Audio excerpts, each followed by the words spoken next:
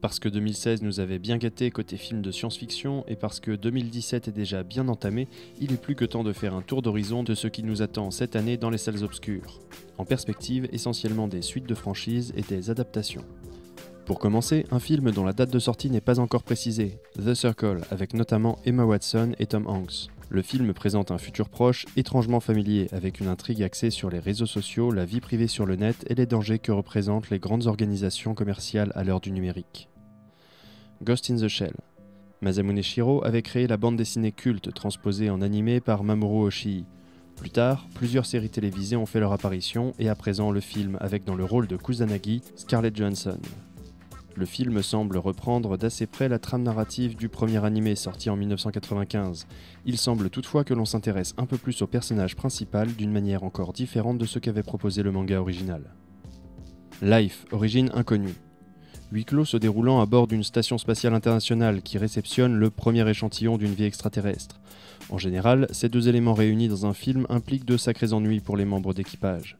Ce film saura-t-il se démarquer malgré un thème maintes fois visité ? Vous le saurez le 19 avril. Les Gardiens de la Galaxie, volume 2. Sans surprise, on reprend l'histoire là où le premier film s'était arrêté, avec les mêmes personnages, dans la même ambiance mêlant humour, aventure et scènes d'action. Le premier film avait remporté un vif succès, et il y a fort à parier qu'il en soit de même pour celui-ci. Pour le vérifier, rendez-vous dans les salles le 26 avril. Alien Covenant. 6e film dans l'univers d'Alien, c'est aussi la suite directe de Prometheus qui avait pour le moins divisé le public. L'action se passe 10 ans après et l'on retrouve David, l'androïde joué par Michael Fassbender, seul survivant de la précédente expédition. Reste à savoir si Ridley Scott arrivera avec ce film à réconcilier tous les fans de la saga. Valérian et la Cité des Mille Planètes. Autre adaptation de bande dessinée, le film de Luc Besson sera néanmoins une histoire originale, construite à partir des personnages et de l'univers créé par Mézières et Christin. Cette aventure mènera donc Valérian et Laureline sur la station orbitale Alpha, abritant 17 millions d'individus venant des quatre coins de l'univers. La planète des singes Suprématie.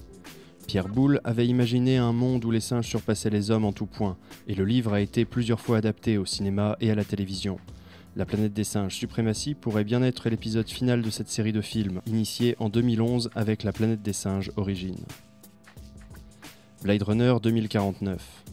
Encore une suite, et pas des moins attendues puisqu'elle arrive 35 ans après l'adaptation du roman de Philip K. Dick par Ridley Scott. Cette fois, c'est Denis Villeneuve qui sera aux commandes. Qu'en diront les fans ? Nous le saurons le 4 octobre. Star Wars, épisode 8, dont nous n'avons quasiment aucune image pour le moment, sinon le trailer sorti il y a près d'un an au début du tournage. Peut-être des images très bientôt ? Je suis aussi tombé il y a peu sur la bande-annonce sacrément alléchante d'un film russe qui devrait sortir cette année.